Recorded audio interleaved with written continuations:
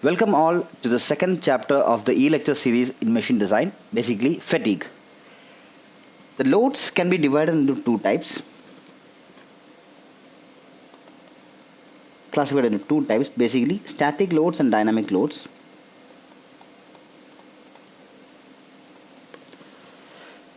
Static loads are loads which are applied gradually and which gives sufficient time for the strain to develop fully.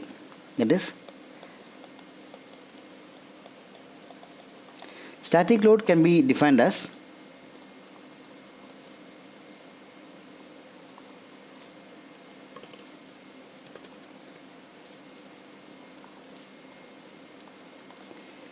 loads which are applied gradually and which gives sufficient time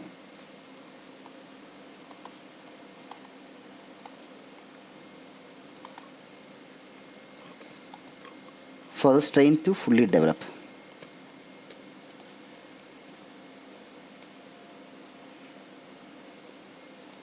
These are called static load. If you want to plot the load time curve, it looks something like this.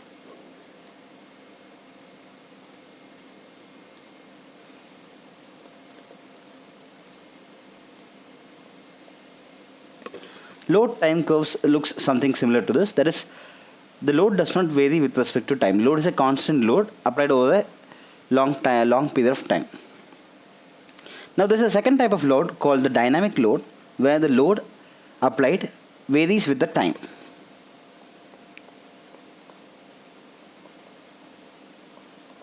Dynamic loads are defined as loads which varies with time. A typical load history will look like this.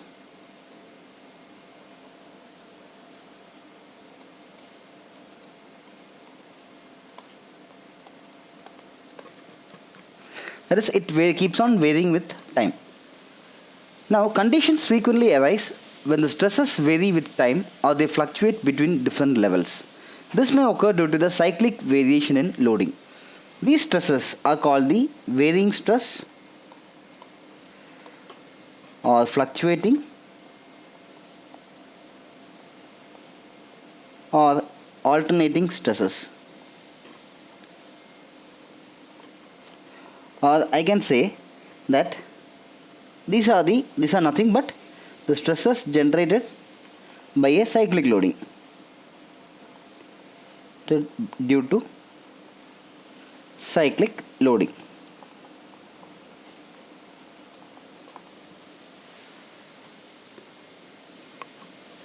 Example would be a circular shaft rotating at a particular RPM and carrying a bending load. For example, I can consider circular shaft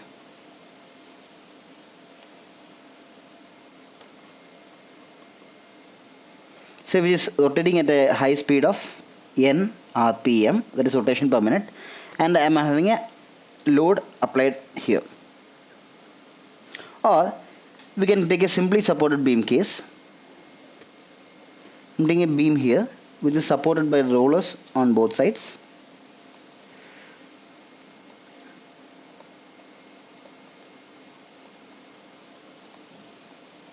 And which is rotating at a very high speed, and I am applying a load W here. In this case, what happens is the topmost fiber, that is this fiber which is very close to the topmost portion of the beam or the outer portion of the shaft, is subjected to a tensile stress for half the cycle of loading and is subject to compressive stress for the remaining half. That is, if I draw the side view, it looks something like this, and I have a load here. Now if you take the fiber here, from this cycle up to this point, the topmost fiber will be this point. The topmost fiber will be experiencing compression, and from this cycle to this cycle, this half to this half, it will be in tension.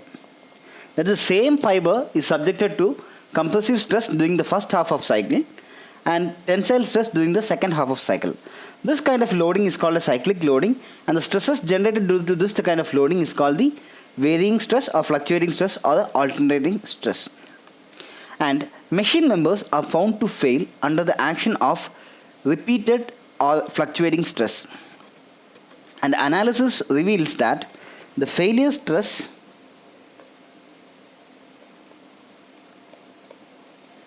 are well below the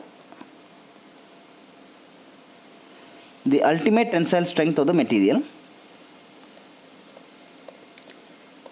and quite frequently they are below the yield strength of the material also.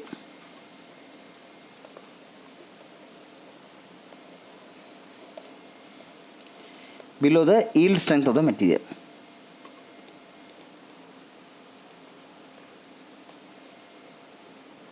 That is SY. Such failure of material is called fatigue.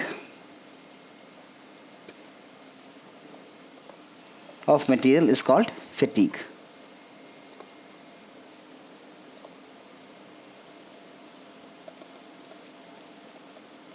That is, in fatigue, the important thing is the failure happens below the ultimate tensile strength, and in some cases the failure happens even below the yield strength of the material. Therefore, the design of members for fatigue loading becomes very critical. And the fatigue failure has a similar appearance similar to a brittle fracture. Fatigue failure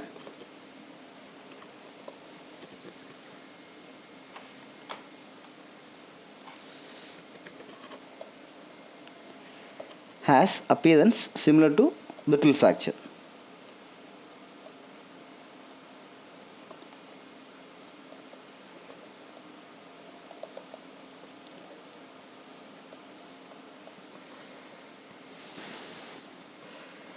Since it's a kind of brittle fracture, the fatigue failure becomes very important, and design of materials to withstand the fatigue load becomes very critical, because it gives no warning before failure. We have seen in the static loading that when the material is loaded, once it crosses the yield, it undergoes a lot of elongation before failure, so we have enough time to take the corrective action. But in failure, in fatigue, since the failure occurs by brittle manner, there is no time for corrective actions. Failure occurs by several stages.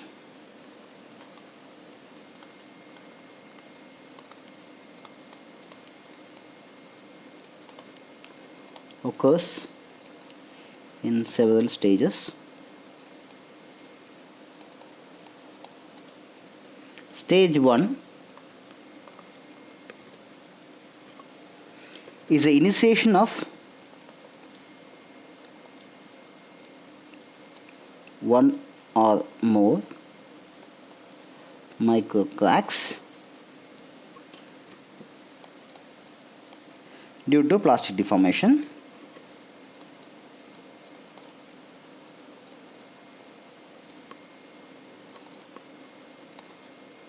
Stage 2 is the growth of micro cracks to macro cracks, and stage 3, this is the most important stage. This occurs during the final stress cycle.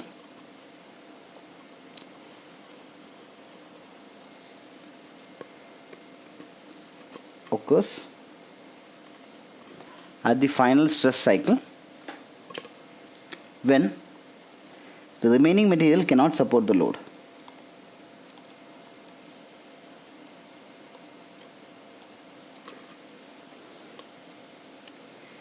Cannot support the load.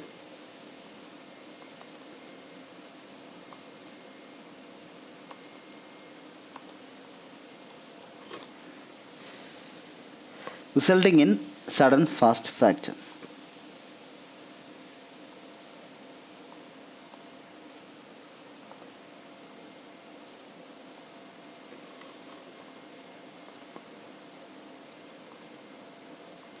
These are the 3 stages in which fatigue failure of components take place.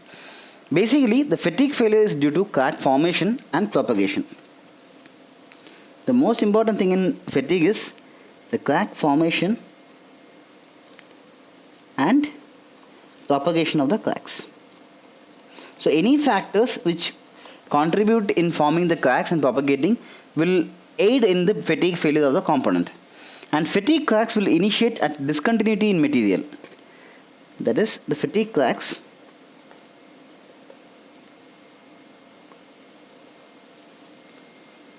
initiate at the discontinuity in material.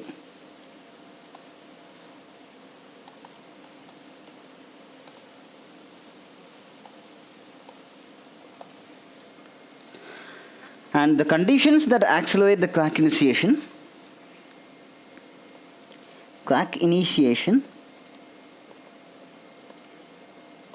is accelerated by many parameters, mainly the residual tensile stress. Residual tensile stress helps in initiating the cracks on the surface of the body. And second one is the elevated temperatures.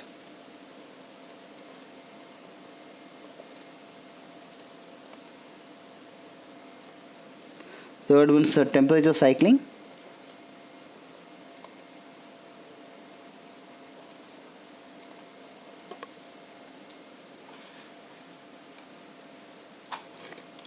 Fourth is the environmental problem, basically corrosive environment. And fifth is the high frequency cycling.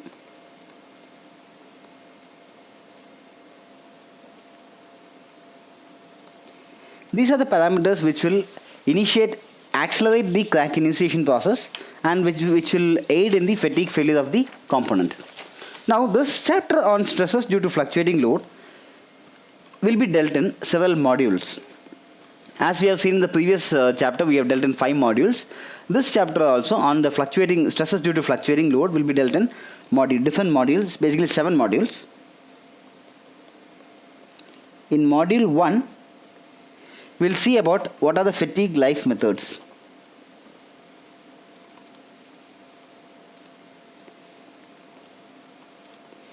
Fatigue life method is nothing but different analytical techniques which are used to predict the life of a component subject to a fatigue loading. So different, basically 3 life methods are there. This we'll see in detail during the module 1. And the second one is module 2. Here we'll deal about the fatigue strength and endurance limit. Fatigue strength and endurance limit.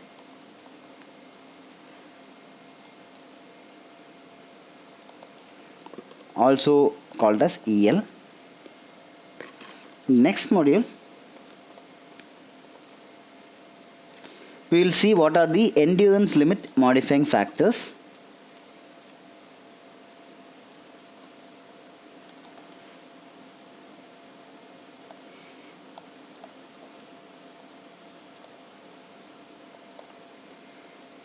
In module 4, we will see about the stress concentration and notch sensitivity.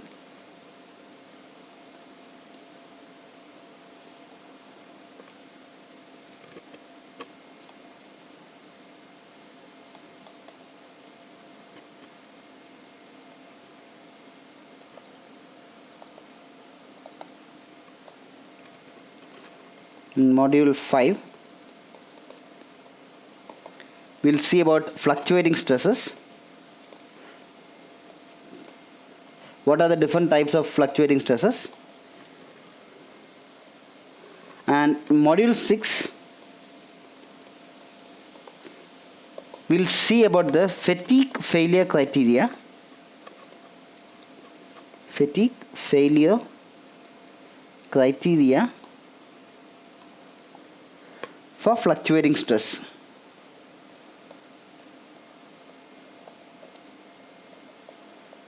Similar to what we had in the previous chapter, we had different failure criteria for static loading and static stresses.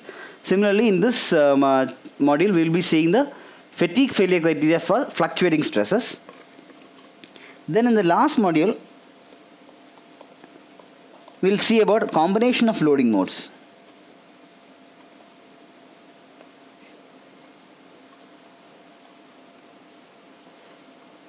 This will be similar to the principal stress and principal planes which we have dealt in the static case, where we had a combination of normal and shear stress.